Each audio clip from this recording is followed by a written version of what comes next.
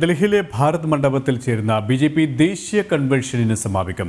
സമാപന സമ്മേളനത്തിൽ പ്രധാനമന്ത്രി നരേന്ദ്രമോദി സംസാരിക്കും. കേരളത്തിൽ നിന്നുള്ള 150 പേർ ഉൾപ്പെടെ രാജ്യത്തിന്റെ വിവിധ ഭാഗങ്ങളിൽ നിന്നും 15,500 പ്രതിനിധികൾ പങ്കെടുക്കുന്ന ബി.ജെ.പിയുടെ ബൃഹത് സമ്മേളനത്തിനാണ് രാജ്യ തലസ്ഥാനത്തെ ഭാരത് മണ്ഡപം വേദിയാകുന്നത്. ഇന്ന് നടക്കുന്ന ദേശീയ കൗൺസിൽ വിവിധ വിഷയങ്ങളെ പ്രമേയം പാസാക്കും. ലോക്സഭയിൽ ബി.ജെ.പി. ഒറ്റയ്ക്ക് 370 സീറ്റ് നേടുന്നത് ആർട്ടിക്കിൾ 370 റദ്ദാക്കൽ പോരാടിയ ശ്യാംപ്രസാദ് മുഖർജിക്കുള്ള ആദരമാകുമെന്നും ഇന്നലെ നടന്ന ഭാരവാഹി യോഗത്തിൽ പ്രധാനമന്ത്രി വ്യക്തമാക്കിയ രീതികളുമായി എസ് നന്ദഗോപൻ ചേരുകയാണ്. യോഗ നടപടികളുമായി ബന്ധപ്പെട്ട മറ്റു വിവരങ്ങൾ കൂടി.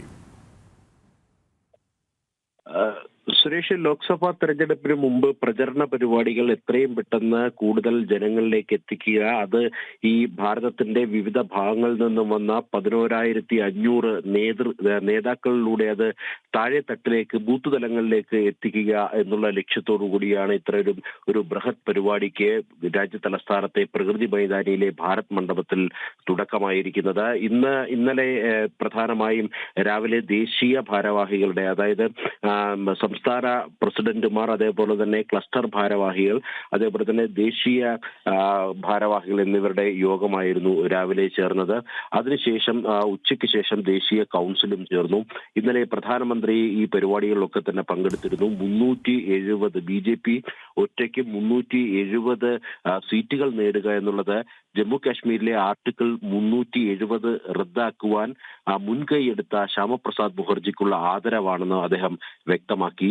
മാത്രമല്ല, ബി.ജെ.പിയുടെ പ്രവർത്തനങ്ങൾ, അതായത് പ്രത്യേകിച്ച് ഈ ഹിഡൻ അജണ്ട ഒന്നും തന്നെ ഈ കൺവെൻഷനില്ല. കഴിഞ്ഞ 10 വർഷക്കാലം നരേന്ദ്രമോദി സർക്കാർ ജനങ്ങളിലേക്ക് എത്തിച്ച വികസന പ്രവർത്തനങ്ങൾ, ആ വികസന പ്രവർത്തനങ്ങൾ കൃത്യമായി വീണ്ടും ഒരു തവണ കൂടി ജനങ്ങളെ ഓർമ്മപ്പെടുത്തുക എന്നുള്ള ഉദ്ദേശ ലക്ഷ്യം, ആ ഉദ്ദേശ ലക്ഷ്യത്തിനായിട്ടാണ് ഈ കേരളത്തിൽ നിന്നും അടക്കം ഏതാണ്ട് 150 നേതാക്കന്മാരാണ്, സംസ്ഥാന പ്രസിഡന്റ് അടക്കം 150 പേരാണ് കേരളത്തിൽ നിന്നും പങ്കെടുക്കുന്നത്.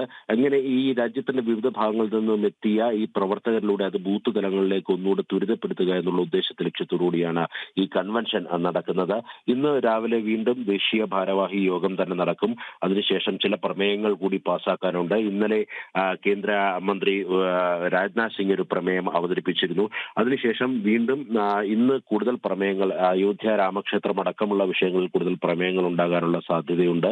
അതേപോലെ തന്നെ നേതൃത്വം എടുത്ത തീരുമാനങ്ങൾ ദേശീയ കൗൺസിലിൽ വെച്ച് അംഗീകാരം വഹിക്കുക എന്നുള്ള ഒരു സംഘടനാപരമായ കർത്തവ്യം കൂടി നടത്തുവാൻ വേണ്ടിയാണ് ഇത്ര ഒരു ബൃഹത് സമ്മേളനം ഡൽഹിയിൽ കൂടിയിരിക്കുന്നത്. സുരേഷ്, നന്ദഗോപനാണ് വിവരങ്ങൾ നൽകിയത്.